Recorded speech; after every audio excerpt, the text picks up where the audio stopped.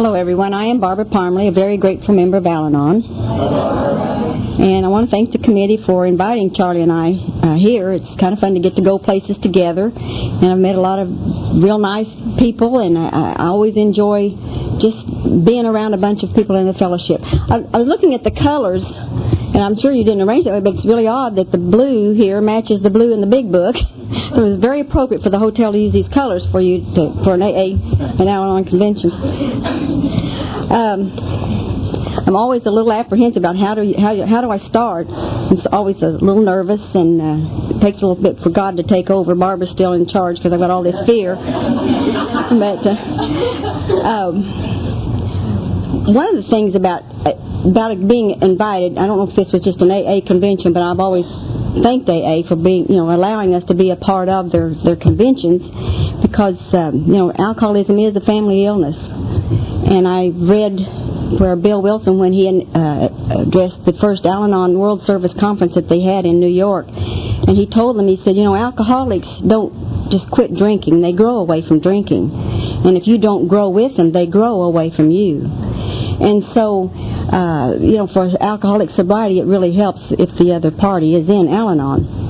And I'm just one of the fortunate ones that, because I married an alcoholic, it made me eligible for Al-Anon. And I'm grateful to the alcoholic. When I went to my first Al-Anon meeting, and this lady said she was grateful she was married to an alcoholic, I thought she must be crazy. But today I can say I'm grateful I'm married to an alcoholic, because we've met some wonderful people in the AA and Al-Anon fellowship.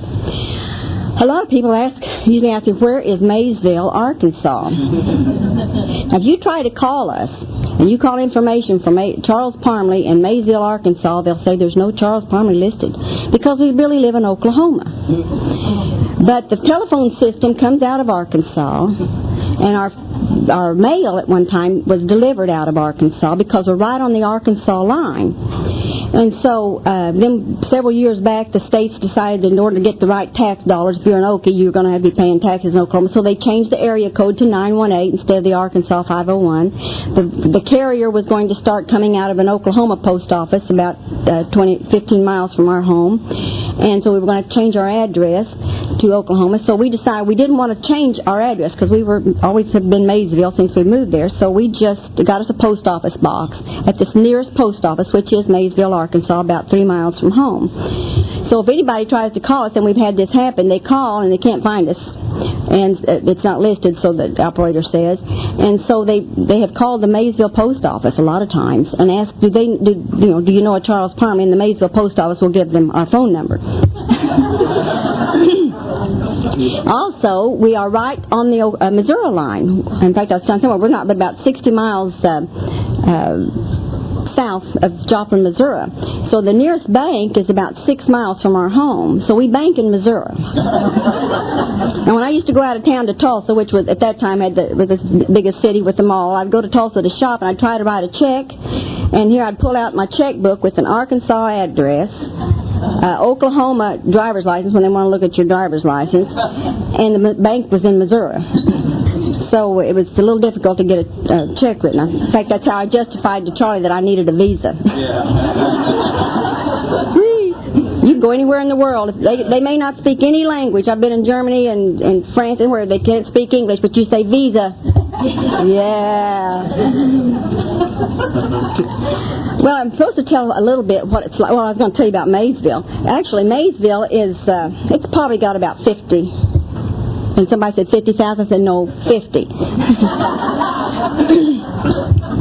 In fact, I've read several jokes about these small towns, that the town was so small that when there's an emergency, you just have to step out on the front porch and say, yell 911. Or our town was so small there was only one hooker in town and she's still a virgin.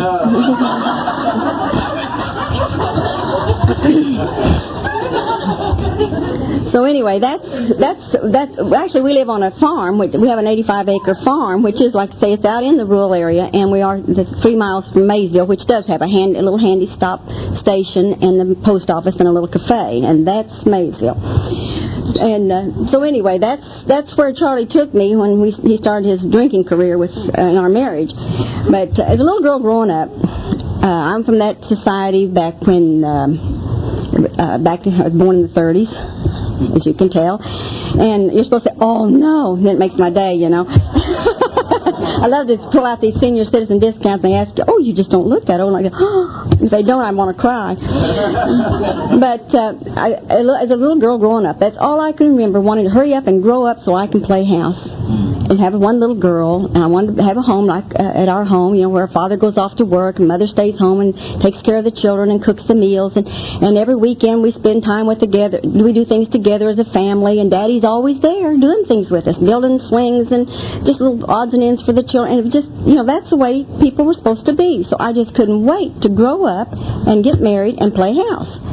And so I guess when I was about the 10th grade, 9th or 10th grade, I began to kind of look at the boys, and so Dad took me to the side and talked to me. I had my sex education talk. You know, there's certain things that nice girls don't do until you get married. And you don't get married until you graduate from high school.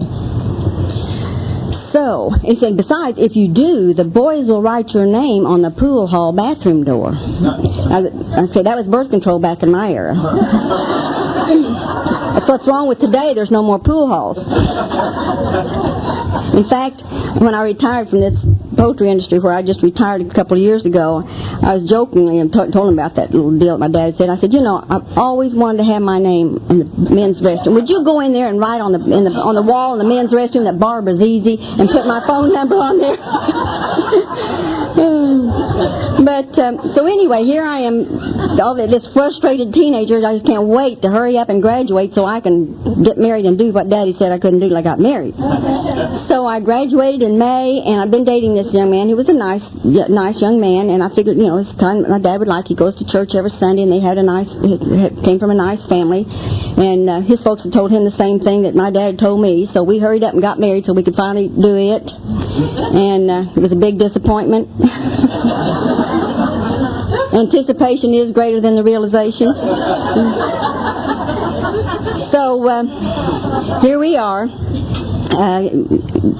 getting married and starting to play house, and I wanted to hurry up and had this little girl. In fact, it happened to be a little girl, and I could dress and play house with. But the only difference was I couldn't stay home and play house because I was supposed to work, because it'd take both of us to make this income, because he had all these hobbies that he wanted to be involved in, so he could have to use his money for these hobbies, and so I had to help with the finances. And so I was trying to say, you know, he's supposed to be like my daddy, and so I'm trying to train him. And I loved it whenever Katie Friday night was talking about control. And of course, even Jack brought that up too, about control, you know. And so I'm going to fix this thing. I got to fix this guy and teach him how to play house, you know. So I'm trying to train this guy so he'll know how to play house like my daddy did. And you do these things with the family and with the children and with the mother. We're always supposed to be together and do these things. And he was always doing all these other things, getting involved in all these hobbies. In fact, somebody was talking about the race car. He was into the car races, and we were spending more money buying these little sports cars and things to go racing in than we were on our home. And I just didn't think that was right. You know, Daddy didn't do those things. Daddy's hobby was the children and the mother. So after about 14 years of marriage, and we had 3 children by then, and I decided, you know, I'm not going to be able to fix this guy. You know, and being the typical Al-Anon personality, if you can't fix it, you just leave it and go find something you can fix. You know, he's just not fixable. So and I certainly didn't want any more children, and so but really be trapped in this situation. And I was the type anyway that if I wasn't content with where I was or wasn't getting my way, I'd just run from it, and jobs or whatever. So we got this divorce, and I wouldn't say it wasn't really a friendly divorce, but we did, you know, decide that it was just not working. And you know, I've never had a man beg me to stay when I'd file for divorces. Not that I had that many, but you know, he just said, well, if that's what you think, and that ought to tell you something about my personality. But anyway, we got this divorce, and so now then I know what I want. I'm older now. I know the kind of man I want to be married to, the kind of husband I want. I want one who would want to be a father to these children and stay home and do things with the children. I wanted someone who was financially secure so I wouldn't have to work. I had always had to work since I'd been married, and I wanted to be able to stay home and play house. and have had someone take care of me. And I wanted someone who wanted me for a hobby, so we could spend some time together. And so I decided, really what I was looking for was a rich sex maniac. And there he stands. But he's retired now. You'll hear him tonight. But so I was working for the state of Oklahoma, and in this smaller town about 60 or 80 miles from Tulsa, and I would write these letters to, I was working for a rehabilitation agency, and we'd write these letters to the Spartan School of Aeronautics in Tulsa regarding sending students there for training. And this Mr. Charles Parmley was the director of admissions, so I knew this name. I'd been typing these letters for several years to this Charles Parmley. So we were at a rehab conference at one time, and my boss comes walking in with this young man. Like I say, this was several years ago. Charlie and I have been married 35 years this December, so this was several years ago. And my boss comes walking in with this young man, and I said, well, who is that? And they said, well, that's Charlie Parmley. Well, he's younger than I thought. That it would be from the position that he had at this company. So we sat at the same banquet table, and every time I'd look up, I'd notice he'd be looking at me, and I was eyeballing him. And so after this conference was over, or the banquet, we started visiting, and of course my first question, are you married? And he wasn't married. And the next question, do you have any children? I knew I wouldn't be able to raise anyone else's children with 3 of my own, and there was a 12-year-old girl, a 10-year-old girl, and about a 2-year-old little boy. So I knew I certainly couldn't assume the responsibility of any more children. So we started visiting, and after that he said, if you ever get to Tulsa, why, give me a call. And so I managed to get to Tulsa. I had a sister living there, so I had an excuse to go. And so we started seeing each other. And I can remember one time my boss did say, though, that, I heard that Charlie may have a drinking problem. Well, now, that's another thing. I never drank. My folks never had alcohol in the home. One time they had a New Year's Eve party, and they had some mixed drinks. I think I remember tasting one there, too. It's called Salty Dog. And I loved grapefruit juice. And so what little drinking I did when I was in high school, back in Oklahoma, it's dry state anyway. You weren't supposed to be drinking, so anybody could get it. And we'd go out after football games, and I liked that little cherry in the bottom of a glass. I thought that was kind of good, but I didn't like the alcohol. And once in a while in my first marriage, if we'd have enough money, say, we would go out, because I love to dance. Still love to dance. I just can't dance as long, but I love to dance. And so we would go out, and there'd be mixed drinks then, but I didn't like for anybody to get drunk. I don't mind anybody drinking, but when they get drunk, they couldn't dance. They'd fall on the floor, or they'd get in a fight, or, so drunks were not fun. But if, drinking, I had nothing against drinking. It's just that I didn't like to drink. If I would take a drink, and pretty soon my nips get numb. And I began to get a little sleepy, and I'm going to miss out on everything. And besides, you might lose control. And I could feel that. I didn't like that feeling of losing control. So I never really particularly liked the effects of alcohol. Now, I could sip real slow and make it last, if it just kind of dilute. In fact, I like the mixer. I love a margarita mixer. But just don't put any of that other crap in there. It ruins the taste. I never really particularly liked the taste of alcohol. Plus, I certainly didn't want the effect. And so, in fact, since Charlie had gotten sober, we'd talk about that. I'd say, how could you stand to drink that stuff? I said, it just makes me lose control. And he said, Barbara, when I take a drink, it makes me feel in control. Now, oh man, if it made me feel that way, I'd be drinking today. But it just didn't do that for me. So I just didn't care about the alcohol. So when they told me about Charlie having a problem with alcohol, well, I saw him drink, but he was never drunk. Of course, what was it? They were talking, one of the speakers was saying something about maybe I never saw him sober. But he always had this bottle with him. Wherever we'd go, he always had this bottle in the glove box called peppermint schnapps. Like I say, I didn't know what schnapps was. Why would I know? But he said it was a mouth freshener.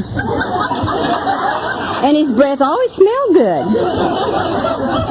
And so we kept dating, and one time I did taste it. Finally, I thought, I've got to see what that is. I was curious. So I took it and said, oh my God, it was terrible. I said, Charlie, how can you stand that stuff? And he said, that's one of the things I like about you, Barbara, that you've never said anything about my drinking.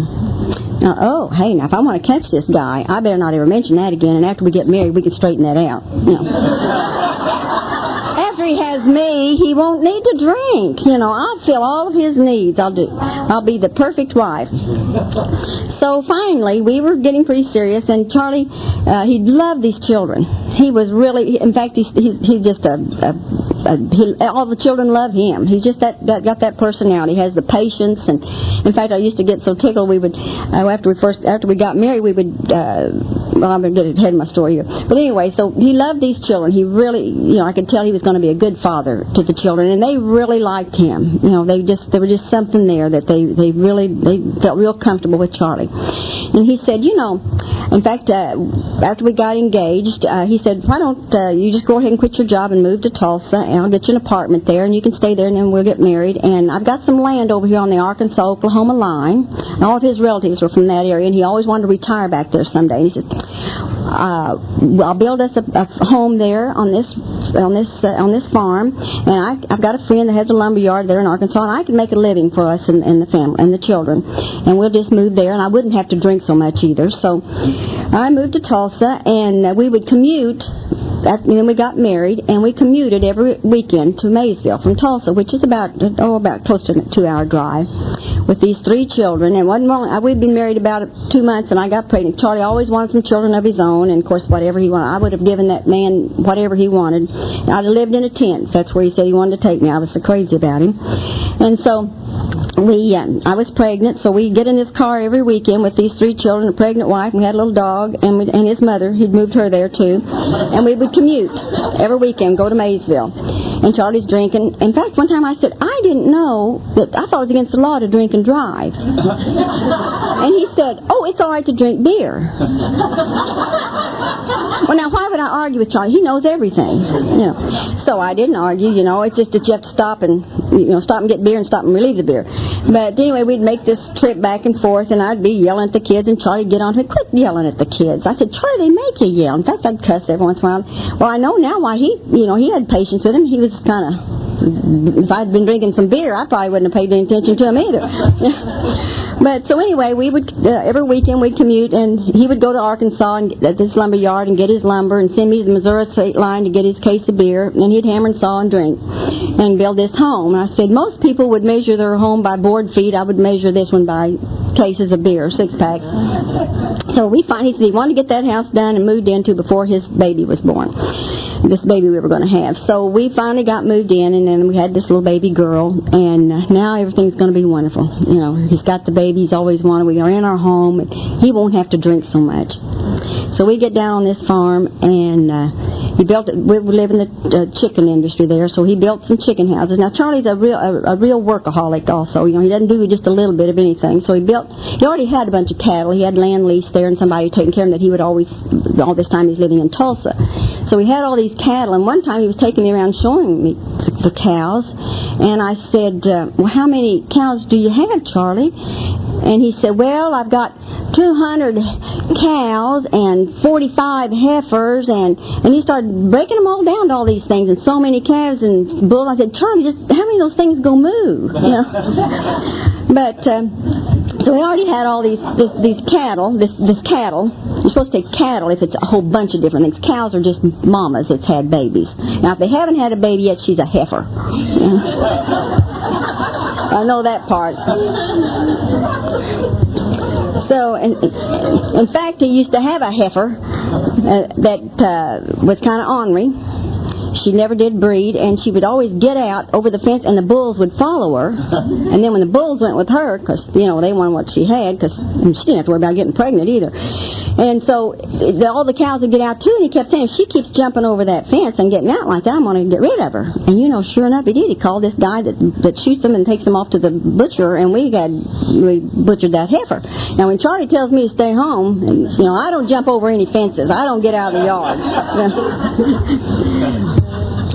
So here we are on this farm, and he decided, now we've got all these cattle, we got on the land the least, and plus our own land, and then, like I say, it's a poultry country in there, so we built all these poultry houses. We were raising 50,000 chickens, And then he got into the hog business because it was a good place to get rid of some of your chickens die, where you can take them down and feed them to hogs because they don't see anything. And so he got a couple of them to eat just the dead chickens, and he ended up with, like I say, you don't do just a little bit. So I ended up with all these hogs. I never did ask him how many of those we had. But anyway, we had all these hogs.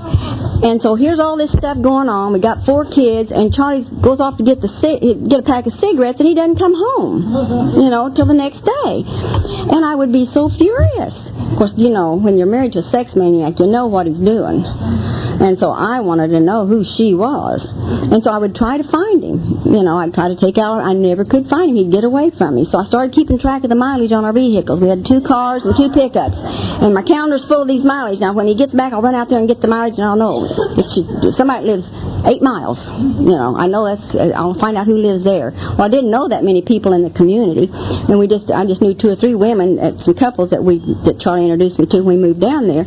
So I knew it had to be one of those women.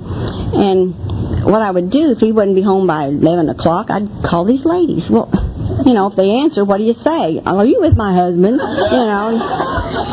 They might think there's something wrong with me. So I'd have to come up with some stupid thing like a recipe for a chocolate cake, or you're always thinking. You think alcoholics have to come up with different excuses for the behavior. You should have seen some of the excuses I was trying to find out to cover myself. And I'll never forget one time I was trying to chase him down. I got behind him, and he's going down that road, and I'm right behind him, and we're going up and down these roads, zoom, zoom, zoom, and the dust is flying, and people be standing out in the yard looking like, what in the world, And I finally decided I was about to run out of gas. I thought I better head home. So I headed home, and it was about midnight. And in our area, women shouldn't be out at midnight back in those days, And I thought, how would I explain this? I was always thinking, how am I going to explain my behavior? So I did run out of gas just before I got home. And I was sitting there on the side of the highway, and I think, oh my God, there wasn't any place to even walk. There's not that many people around there, or places to get to a phone. How am I going to get home? I've left those 4 children at home, and I was just so worried. And pretty soon I see a car coming. Well, then I think, what if somebody's going to rape me? I've never even been propositioned, much less raped, but that runs through your head. And so I'm thinking about all this stuff, and here's this car stops behind me, and it's Charlie. And I told him, he'd come walking up to the car, what's the matter? And I'd run out of gas, so he siphoned just enough to get me home. He said, now you get your little rear home.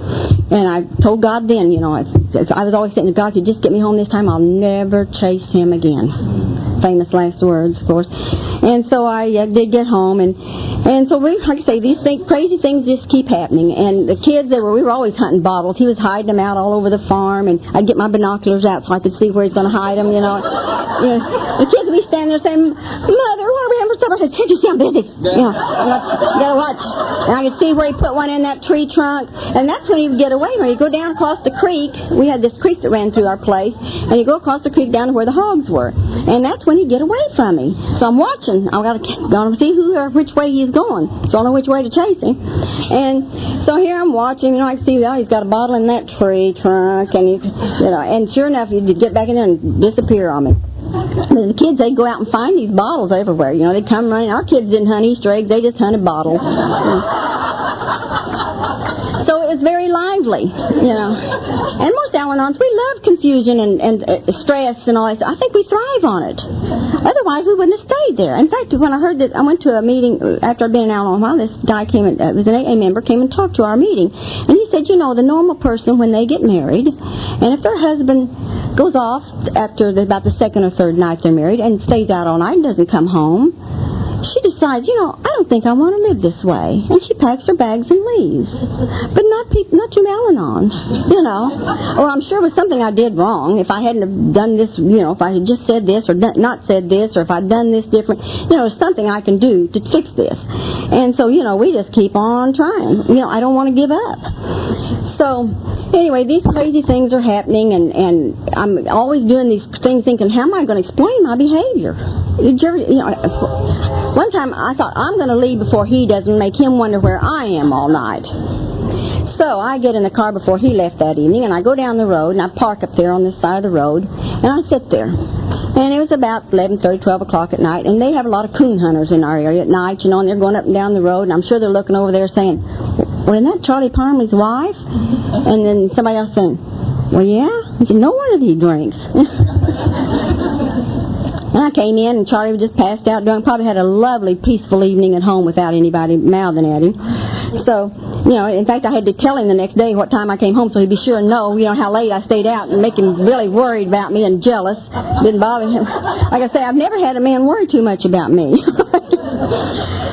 So we just keep on doing these crazy things, and my sister would come to visit me from Tulsa, and one time she brought some information from their central office there, some information about AA and some information about Al-Anon. Well, now, I'd heard of Alcoholics Anonymous, or I've heard of alcoholism, and I'd worked for the mental state hospital there in our area for a while, and in the receiving department, so I had read about, they used to take out, that's where alcoholics went back in that era, in the 50s, for insane asylums. And so I knew that an alcoholic had to be somebody insane. But when I read this stuff about alcoholism on this literature, it talked more like it being an illness. And I thought, that sounds like Charlie's behavior. And so I read this piece about Al-Anon. I had never heard of Al-Anon. This was back, in fact, I started Al-Anon in 68, so this was probably about 66, 67, and I'd never heard of the word Al-Anon. We just weren't that well known at that time. And so I read this piece of literature, and it says to get off his back, and, it is an illness, and all this, and I thought, that doesn't make sense. I never changed anything by backing off. If I backed off, that's the same as condoning his behavior, and he'd just think it's okay, and he'd just keep on doing it worse. Not that he was getting any better by me interfering, but, there's bound to be something I can do to fix this. I never, ever gave up on anything. Or if I finally did, I'd just get out. So I put it aside, and it did have a contact of a group near us then at that time at Silent Springs, Arkansas, and this lady, I could contact her, and I thought, I won't need that. So I tried a few other things. In fact, I finally decided that I just about had enough. I'll just get a divorce and get some of this before he drinks it all up. So I go to the bank and I take all the money out and put it in my name and go to the lawyer and tell him what a no good rascal I'm married to and I want a divorce. So I came home from this divorce and from this lawyer, and I told Charlie what I'd done, and he promised me he'd quit drinking if I'd just put the money back in the bank and drop the divorce. And that's all I wanted to hear. So I'm too embarrassed to go back to this lawyer and tell him I'm going to continue to live with this guy that I told him how bad he was. They might think there's something wrong with me. So I just call him on the phone and tell him I think we're going to work it out and to drop the divorce. So, found something that works. About 6 months later, Charlie got drunk again. Hey, it worked once, I'll try it again. But this time I go to another lawyer, because that'd be embarrassing to go back to that same lawyer again after doing this. So I go through this same action to another lawyer, and I come home, and Charlie said the magic words, I'll quit drinking. And he does. And so he stayed sober for a while, and so finally things were just not, he started drinking again, and it just wasn't getting very good at all. And I could see that, I was beginning to do crazier things than he was drinking. And so I knew I was going to have to do something about this situation. So I thought, well, maybe I'll try this Al-Anon, just see what it is. Maybe they'll probably tell me something I can do that I haven't thought of. So I go to Siloam that day, and had my neighbor girl take me over there, and I met this lady. And she comes walking out smiling, and she says, I understand how you feel. No one had ever said that. My folks, when I'd complain about Charlie, they'd say, well, he's not that bad. Well, they were probably afraid I was going to come home with 4 kids. But Charlie was all right. Now that I look back, I'm sure someone had been taking a movie of our home at that time. They could see this crazy woman screaming and yelling and carrying on, and the drunk comes in, he just says, hi, everybody, and passes out. He's not bothering anybody. And Mother's the one that's crazy, and I hear all these Alateens talking. I know, they say they're more affected by the non-drinkers' actions than the alcoholics, because they understand what's wrong with the person that's drinking. So when she said, I understand, I thought, oh my God, somebody finally understands. She says, I know the loneliness and despair that you feel. So she told me about a meeting on a Friday night that they had there at Siloam, and I should come. But then they gave me a contact of another lady that worked at a poultry company in another town near Siloam. So I will go back through that town, and I met this lady, and she was just bouncy and coming out and smiling. Man, she couldn't be married to somebody like I'm married to and look that happy. And in fact, she's my sponsor today, and has been all these years. And so she said, now, why don't you drive from Maysville and meet me here at this town, and then you can ride to the meeting with my husband and I. So I go home and thinking, thank goodness, now I'm going to go to this meeting. So Charlie and I had a little discussion between Monday when I went to Siloam and this Friday meeting, and this time I'd had it. I thought, and I remember reading in that piece of literature, if you make a decision, stick to it. So this time I'm filing a divorce, and I'm following through with it. I don't have to live this way if I don't want to. So then I go to the third lawyer, and thank goodness this was the last one, because there was only 3 in this little town near us. I go to this third lawyer, and it was getting expensive. I was spending more on lawyers than Charlie was on booze. So I file for this divorce, go through this proceeding. I come home and I tell Charlie, and this time he can't talk me out of it. So he had to move out. And so Wanda, this my friend, my sponsor today, this friend, she calls me on Friday about the meeting that night. And I said, I don't need to go to Al-Anon. I've gotten rid of my problem. I filed for this divorce, and Charlie has moved out. She said, no, Barbara, just because you're not living with the alcoholic doesn't mean you're not carrying the scars of living with an alcoholic. They suggest that you still go to Al-Anon. Well, she just kept on, and she was so adamant about getting me to that meeting. Well, now, I didn't know what Al-Anon was. I thought maybe it's a membership drive or something. Like at Sunday school, when you bring a new member, you get a star by your name or something. Or like a Tupperware party, you bring so many people, you get a little gift. Or I didn't know what it was. It's because she was so adamant about this meeting. And so I thought, well, she is such a nice lady. Maybe I should go. So I go ahead and drive to Decatur, this other little town, and meet her. And all the way to the meeting, I'm asking her husband all these questions about Charlie. And I'm saying, what I can't understand, why he goes out and stays out all night and doesn't come home till the next day. Well, who's he with? What's he doing? And so he said, well, a lot of times I'll go out, I get my bottle, I go out, I just want to drink. Well, I can see now, that's the only place they're going to get pieces, get out away from home. But I go out and I get drunk, I pass out, and I don't know where I am. I wake up and I don't know where I am, so I have to wait till daylight before I can find my way home. Well, the way our roads are around there, that's about the truth. In fact, a lot of our roads just drive through the creeks. You don't drive just wherever the road. That's where, if the creek's there, you just wait till the creek goes down, and you try to use it during the dry season. So anyway, I thought, well, that could be what's happening to Charlie. I wanted to believe that too, because he was a good person. He still was taking care of us financially. Of course, I didn't know how long it was going to last, but he was a wonderful father. So anyway, I go on and I prison him all these things, and I get to the meeting, and the customary thing there is when they have a new member, they go around the table and each one tell a little bit about what Al-Anon is and what it means to them. And there were about 8 or 9 ladies, and there weren't any gentlemen in at that time. And they all looked so nice and so happy, and man, they couldn't be living through what I've been living with. And some of those ladies, when they started talking, some of them were living in a lot worse situation than mine. And some of them, of course, weren't as bad. But then this one gal, she explained to me the illness of alcoholism, about it being a physical allergy to alcohol. And once they take that first drink, it triggers that allergy, and then they can't stop. Plus the fact that their mind becomes addicted. And so when they think about this, if they're having a bad day or whatever, they think about it, and then once they know that alcohol is going to be the answer to this feeling that they have, so they take the drink, and then that starts the physical part, then they can't stop that. And I think, oh, that could be right. That made sense. So I thought maybe I should try a little harder, And so I said, well, I just filed for this divorce, so should I drop the divorce or what should I do? And they said, well, now we don't give advice, but we just suggest that you not make any major decisions till you've come to Al-Anon, to at least 6 or 7, 8 meetings, till you can kind of get your, know what you really want to do. So I went on home and I called Charlie and told him, I said, I think I know what our problem might be, if you'd like to come home. And so he did. Of course, naturally, he wanted to come home with the children. I don't think he was too crazy about probably being around me. Like I say, he never begged me to stay. I think he just didn't want to lose his farm and the children. But so he came home, and I continued to go to meetings.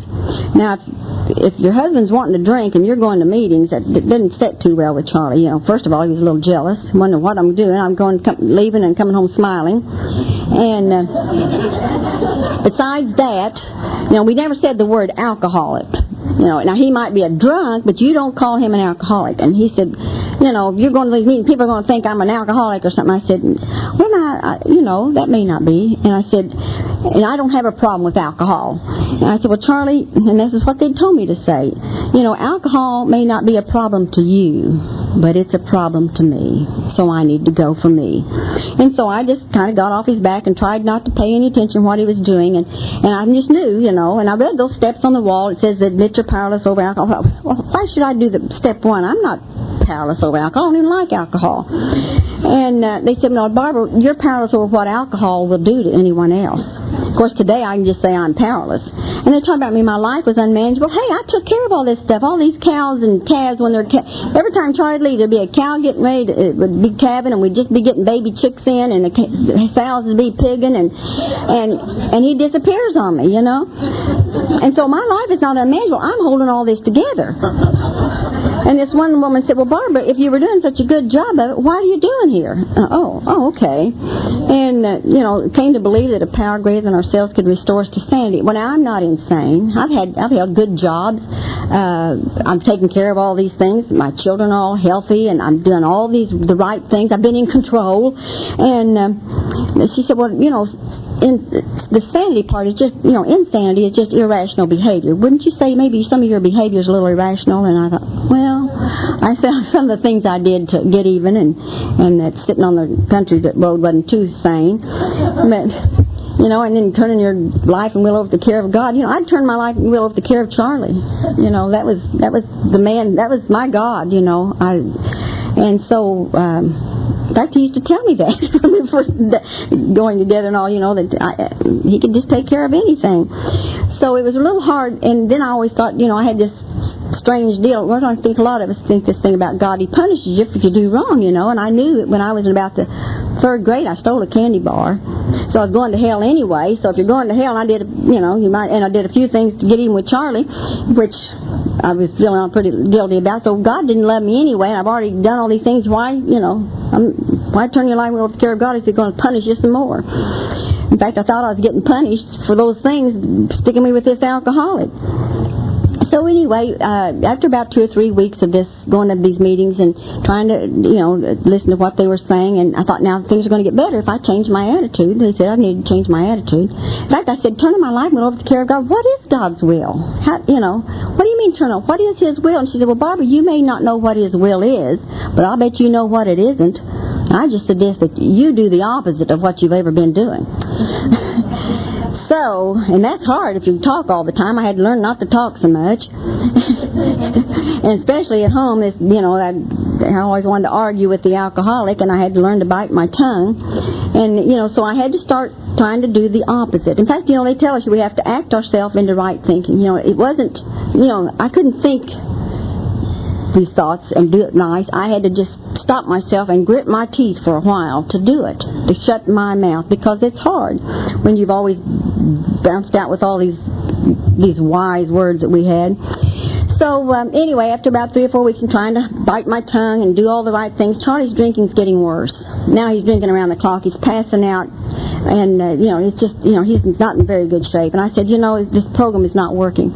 Charlie is dying, because I'm not doing anything to interfere to stop his drinking, and so it's not working. And they said, Barbara, we didn't guarantee you that Charlie's life would get better if you worked these steps. We guarantee you that your life will get better if you work these steps. So, but then, of course, I can remember there was a time I was going to shoot Charlie. I was going to get rid of him. That's what drove me to Al-Anon. I thought, if I can't have him, I don't want anybody else to have him. And he's getting worse. So I might as well just get rid of him. And I thought, when he comes in passed out drunk in that pickup, I'm going to run a hose around him and asphyxiate him. I read about people doing that to commit suicide, and then I won't have to worry about this anymore. And that's when I called Al-Anon. So anyway, here he is. I knew that was pretty sick thinking. So, here he is, and this time he's just coming in passing out. I finally just moved him out in a cot out in our utility room, and so I wouldn't have to see him and be around him, and he kept his bottle out in his pickup. He wouldn't even bring it back in the house anymore. He just kept it out in the pickup and hidden around a few places on the farm. And so I just let him do his thing, and he was literally, I guess, dying from the illness of alcoholism. So, of course, it wasn't long after that Charlie finally did get into AA. Now then, thank God he's going to AA. In fact, I remember the first time we had an open meeting there once a month, and they'd celebrate the alcoholics' birthdays. I'll never forget the first time I came into, and they always said it in the Al-Anon side, and I saw this birthday cake there with some cake, happy birthday, John, or something like that. How juvenile. There's these adults having birthday parties like little kids, with candles and things. I didn't know it was their alcoholic sobriety birthday. But anyway, going to those open meetings helped me understand again about this illness that my husband was suffering from. But anyway, so when Charlie finally started going to AA, I was going to keep track of his date. Because, see, I wanted to be sure and know when his birthday was going to be there. So I would write on my calendar. Well, after he started AA, he slished and sloshed around a little bit there. And so I'd have to erase that date and start another one. Finally, I just gave up, that guy's never going to make it. But he's got 29 years this October. And I've got 30 in May. That's the only thing better of Charlie that I got. But anyway, things started getting better in a way. At least he was sober. But you know what? It just seemed like we didn't know what to talk about. Like Charlie couldn't stand me sober, I couldn't stand him drunk. And we had a lot of marital problems after sobriety. A lot of them we didn't talk about. It's just that we both just sold up, because we didn't know what to say. And I remember when they were telling me how I had to change how I acted. And it always reminded me of when I tried to change my hairstyle. I used to have long hair, and I'd change my parts once in a while. And it was like when you want to change your hairstyle, you have to keep pushing it over this way, and the roots of your hair get real tender and sore because it's not used to going that way. And then pretty soon it gets used to that way, and it stays that way. Well, that was like me trying to work these steps and change my behavior. And, man, it was hard, and it hurt at first. And then pretty soon it's just the automatic thing to do. And pretty soon you're automatically not saying the things that you wished you could have said or back in the past. So things were getting a little better, but still yet we were both at this painful stage where he's trying to change and I'm trying to change, and it was like détente there in our home. If it wasn't for being involved in service, and I've heard several of you mentioned that too, that using those traditions in our marriage. And it kind of, sometimes when you can't talk about anything else, you can always talk about a step or a tradition or something, kind of get some neutral territory. But, we had to start learning to use those traditions in our marriage. And we'll forget the time when we finally started studying the concepts. And we'd already been in quite a while, and I came home, and we were talking about something. Charlie said, you've been disagreeing with me a lot lately. Because I never, after all, he's the head of the household. So I didn't always disagree unless it was very, something I needed to be. I never did like controversy. So he said, you've been disagreeing with me lately. I said, well, Charlie, we've been studying the concept about the minority has a right to be heard. Now, that doesn't mean it's going to change anything. And all of you who've been in service, you know that. It may not change anything, but you do have the right to be heard. And he said, well, I don't know if that's what that means or not. But anyway, things are going along here pretty good, and I'll never forget, after about 10 years sobriety, I thought, we're just pretty miserable. So I thought, he's been sober long enough for me to tell him just how I feel. So one day I just about had it. So I walked into him and I said, you know what, you're the most dominating, egotistical, arrogant, blah, blah, blah, blah, blah, blah, blah, blah, blah, blah, S-O-B, I know. And so I was waiting for this reply. In fact, I was about ready to dodge, and he comes walking in behind me and he said, well, Barbara, if I'm that bad, why do you live with me? Well, I thought about that a minute, and why would somebody live with somebody like that? I mean, if you're sane, and I was getting more sane by then, and I thought about that for me. I thought, that's exactly the kind of guy I want. That's exactly what I need. I don't need somebody I can push around and control and take, So, when you've got what you want, I've been happy ever since. In fact, I remember him telling that now and on, if you haven't got what you want, you take what you've got and make it into what you want. Well, I've been trying to make him into what I want, and he's not fixed, I couldn't fix this guy. And finally I decided I have exactly what I want. I've got a man that takes care of his family and his children. He's always said, you women want us to take care of everything, but then you want to start telling us how to do it. So I had to back off. I'll never forget the time. Oh, I was so angry at him because I thought, he ought to be doing some stuff out here in the yard. I have to take care of the house. I have to go outside and take care of the yard. He never wants to mow the yard. So I'm out there, this before we had the riding mower, and I'm pushing this lawnmower. And it was a power mower, but I had to push it. And I'm thinking, he's in taking a nap on the couch. Of course, he had been mowing hay that day, but that's not like working out in the yard. But anyway, I'm thinking, just because he worked a few hours out there, he comes in and sleeps all the rest of the day, and I'm out here still working, because I finally got a job and went to work after we got married. But I'm thinking, as soon as I get through mowing this grass, I'm going to get a divorce. I've had it. I'm always going to get a divorce. Can you remember those first few years of sobriety? Every day I'm going to get a divorce. And so I'm getting a divorce. As soon as I get through mowing this yard Monday, I'm going down and I'm getting a divorce. And I just keep pushing that thing, why have a man if I'm going to have to do all this, blah, blah, blah, blah, blah. And finally this voice saying, Barbara, if you get a divorce, who's going to mow the yard? I'd still be mowing the yard. So why would a divorce do me? In fact, after I just got into Al-Anon, and I tell you, staying home with 4 kids, I always wanted to stay home and play house and be a mommy. Hey, after staying home with 4 kids, I would have paid somebody to let me come get a job.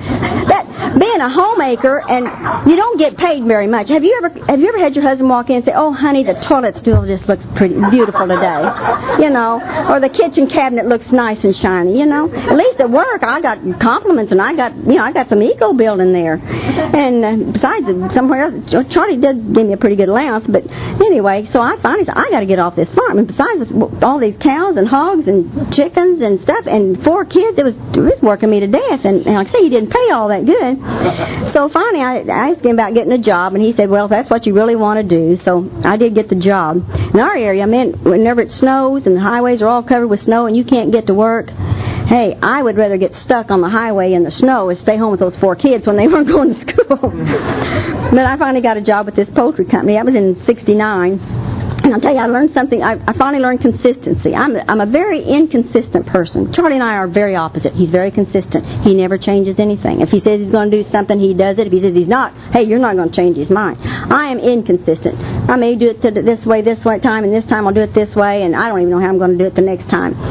But since I've been in Al-Anon, I've learned a little bit more consistency. And I had that same job. I retired 2 years ago, finally, after starting in '69, working for this poultry company. I've had the same husband for 35 years. Like Charlie says, he refers to me, and we refer to each other. He's my current husband. He said, we can be replaced any time.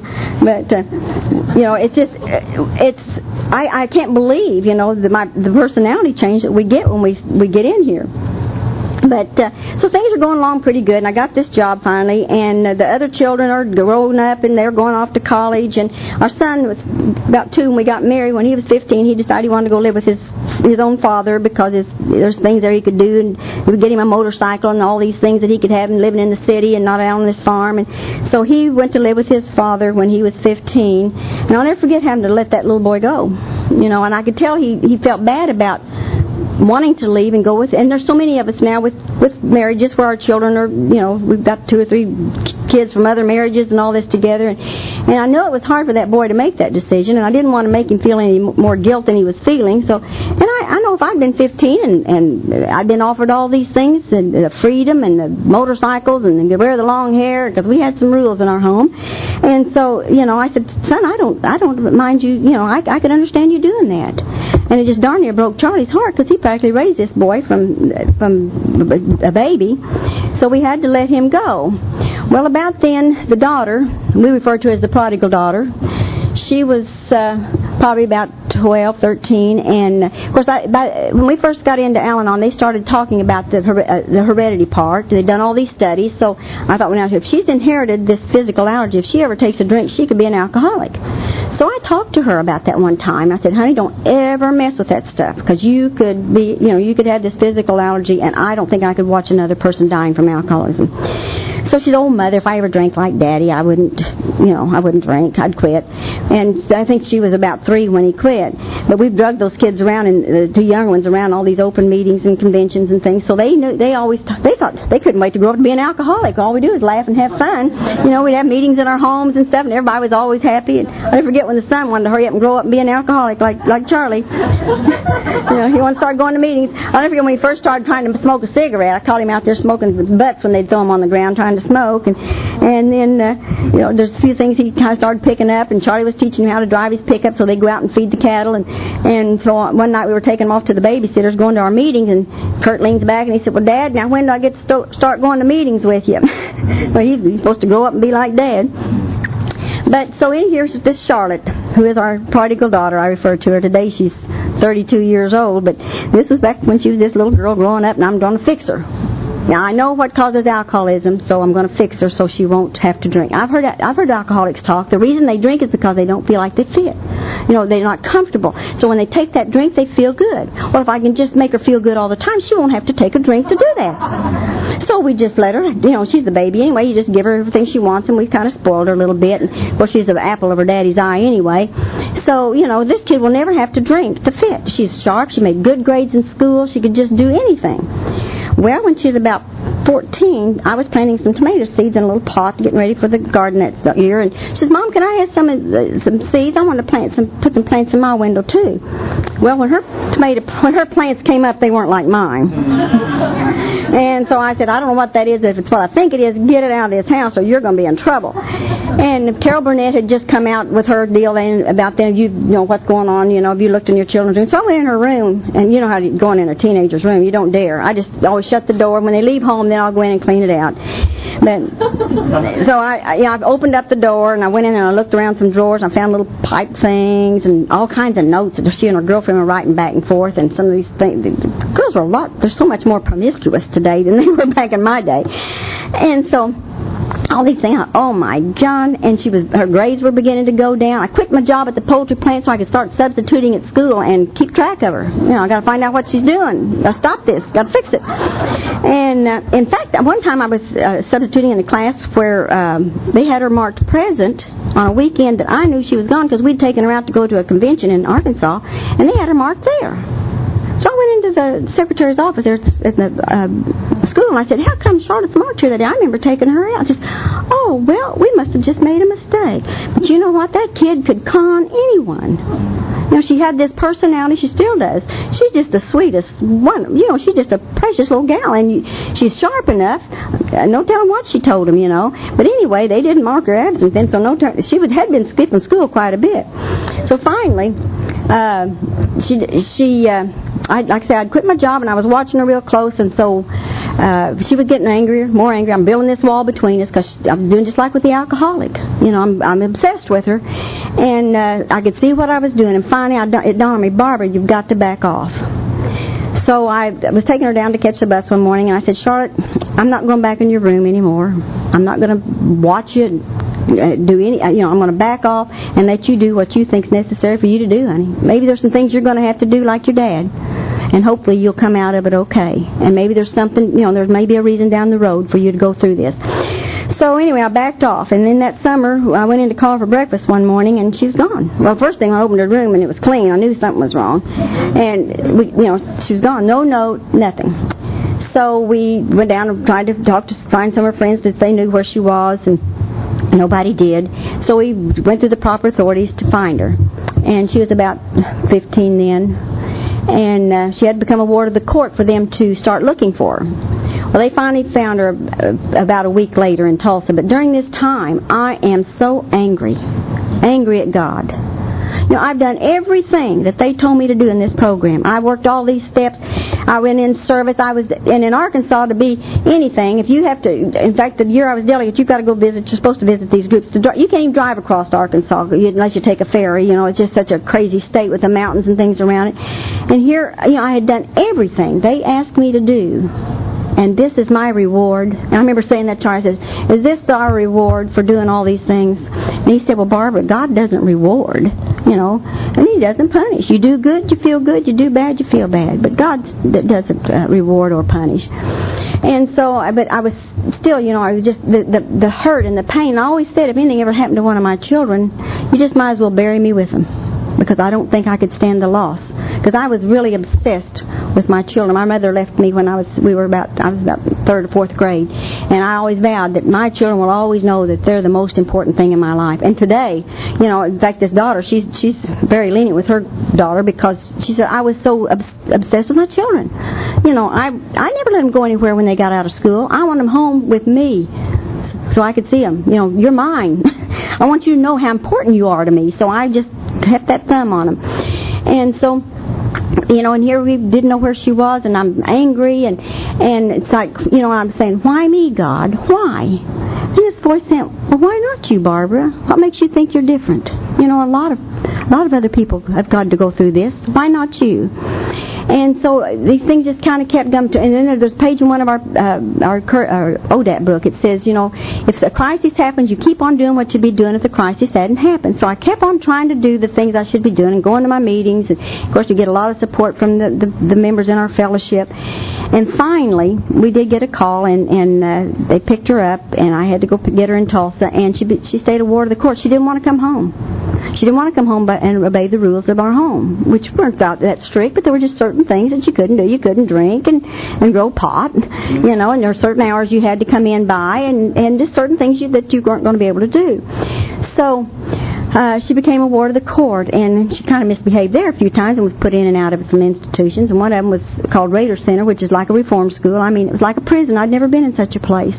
And I went to visit her, and she just was smiling and all. I said, Charlotte, what are you doing here all this time? What do you do during your day? She says, oh, I tutor a lot of the students, and she didn't seem to mind, you know, and I'd come home here crying and telling Charlie, I said, you help all these other alcoholics and doing all this stuff. Why can't you do something for our child? And he said, Barbara, she doesn't want help. And of course, most of you are in here. You know, your children or family are the last ones you can help. So, you know, I just had to know that whatever, you know, she's God's child. There's not a thing I can do. If you know, if He sees fit to take her today, then it's, you know, He wants her there, then that's where she's going to go. And if not, then there's some lessons she's going to have to learn. So finally, she got out of all that mess, and she went off to Tahoe. In fact, we went to the courts again and got custody. And so we got out of that hearing, and Charlie said, Charlotte, what do you want to do? And she said, I just want to be free. I said, Charlotte, you've been trying to be free for 2 years, and you've been locked up. And so Charlie said, Charlotte, if that's what you want, I think she was 16 then, said, you just go ahead and you do what you think you want to do. But you call us every week and let us know you're okay, or the courts will you know, take you back again. You'll have to become a ward of the court. So she takes off to Tahoe and lives out there about a year with a friend. And she called us then when she was about 17 and said, Mom, I think I've done everything I want to do. I want to come home. And so she came home. Charlie sent her bus or airfare, and she came home and got a job, same poultry company where I was working, and got her GED, and got married, and had a little tragedy in her first marriage. Her husband had committed suicide. I don't know if they were doing drugs or what the deal was then. I tried not to pay any attention. Boy, it's hard when they're living close not to stay out of their business. Thank God we have Al-Anon, you know, to know that we're powerless. You know, every day I have to work that first step. I am powerless over these people I love. And, you know, I can't carry her over the bridge. You know, and I when I looked at this, every time I see it, I thought, you know, I think that's what most Al-Anons try to do. We want to carry them over the bridge, especially your children. After all, when they told me I had to turn that child loose and detach, I said, hey, you know, nature gives mothers an instinct to take care of this young. I watched those mama cows. Hey, they never leave that calf. They stay right there, and you get near them, and boy, they'll run you off, you know. And so, you know, that God has given mothers a natural instinct to take care of their children. And yet in Al-Anon, they were telling me I had to, you know, detach and let her go and die or whatever it is she needs to do. And there's a lot of us who've lost children. My sponsor that I started, my sponsor today, she had two sons. She had 4 children, but 2 of her sons committed suicide from some problems they had within 6 months of each other when they were older, and she was able to cope with that, you know. So thank God that didn't happen to me. But this, you know, trying to carry our children, our loved ones, over this bridge, and now, of course, some of these grandchildren are coming into the fellowship. You know, if you stay in long enough, you see all these generations. You know, maybe someday that's the answer to our world peace. How many of you ever got to go to the International and see all these countries that walk through and carrying that flag of their country, and that they're saying the same thing you and I are saying? You know, I may not like all of you, but I've learned to love you in your own special way. There's some of us are crazy, you know. You know, I wouldn't have picked to be a friend to you for anything. But when you're in my group, you're there. We still have the same feelings. Now, you may react to yours different than I do. But, you know, we got this one thing in common, you know, and that's what we talk about in the fellowship, is what we've got in common, not what we've got different. I don't care about your lifestyle, your your income or whatever, it's what we have in common, which is the pain. Pain is pain. You either get hit on the head with a hammer or hit on the head with a baseball bat. The pain's the same. And so how do I recover from this pain? And so today, with this daughter, after I retired, this daughter was promoted to my position in management at this poultry company.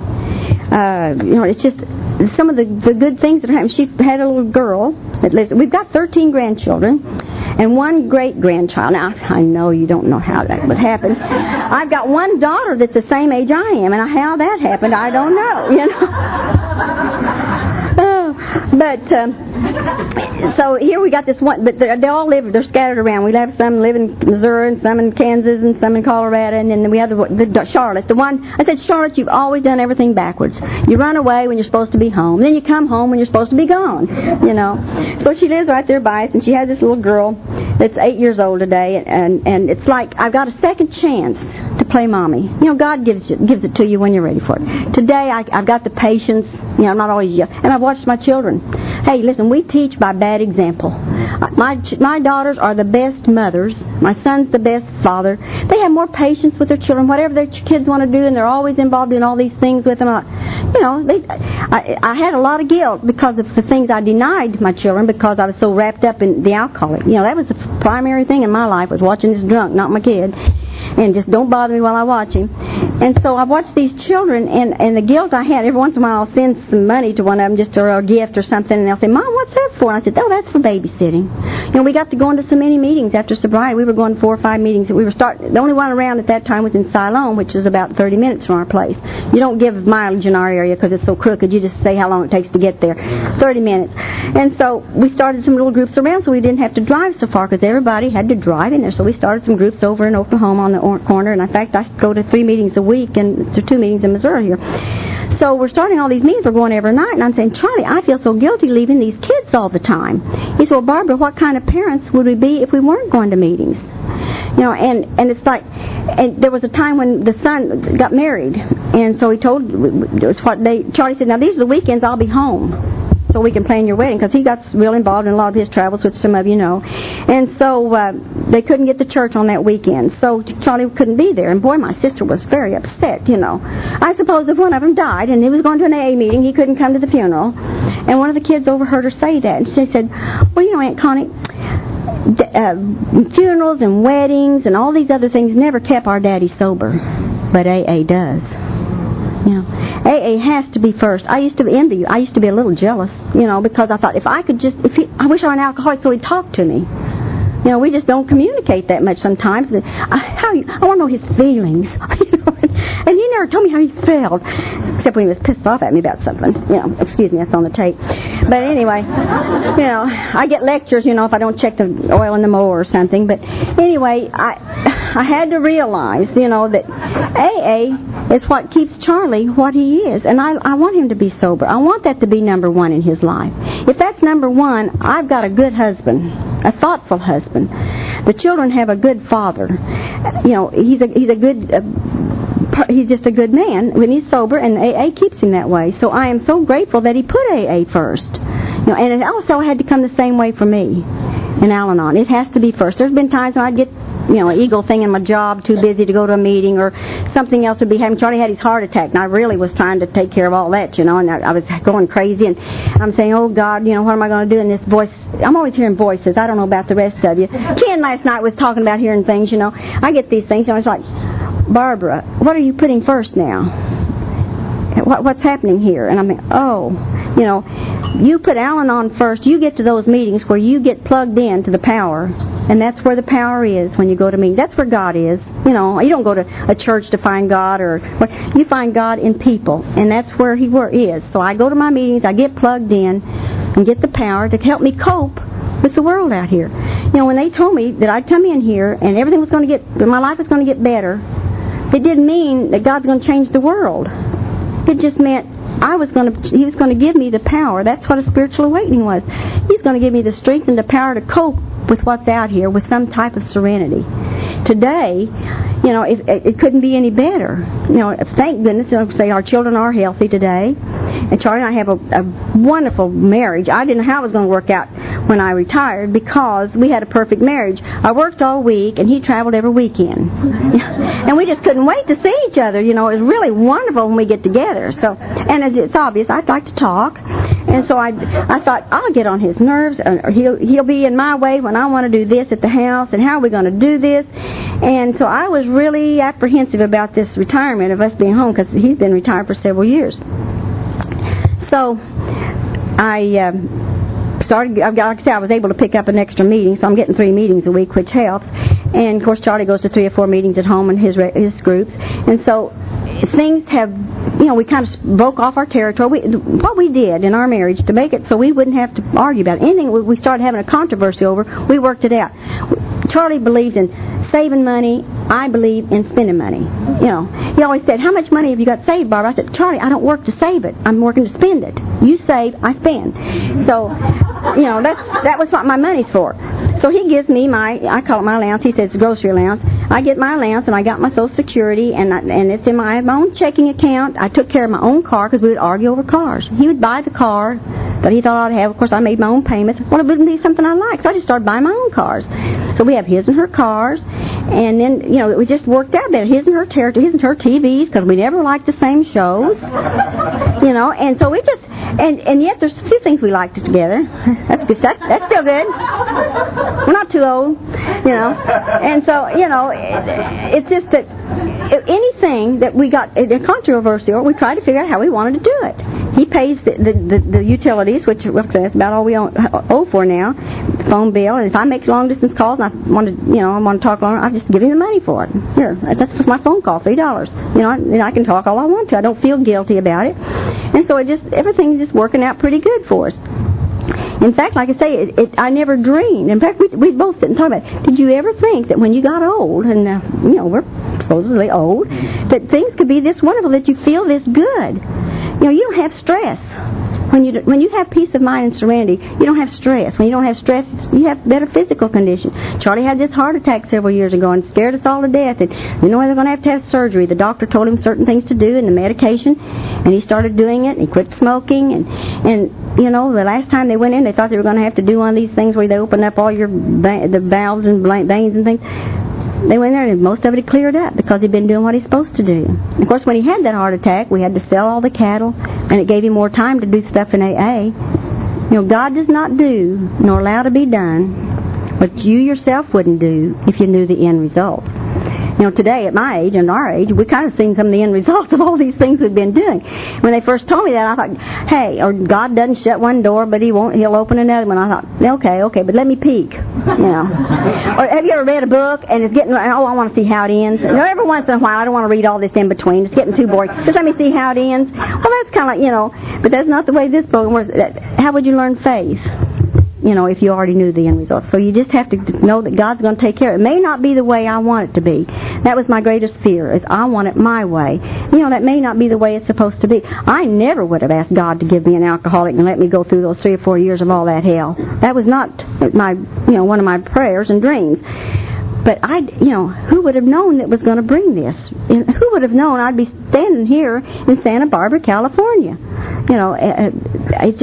It's wonderful. And that's why I say, alcohol is not bad. What man does with it is bad. If it brought us this way of life, if it brought a higher power to Charlie, thank goodness he started drinking, because he needed something.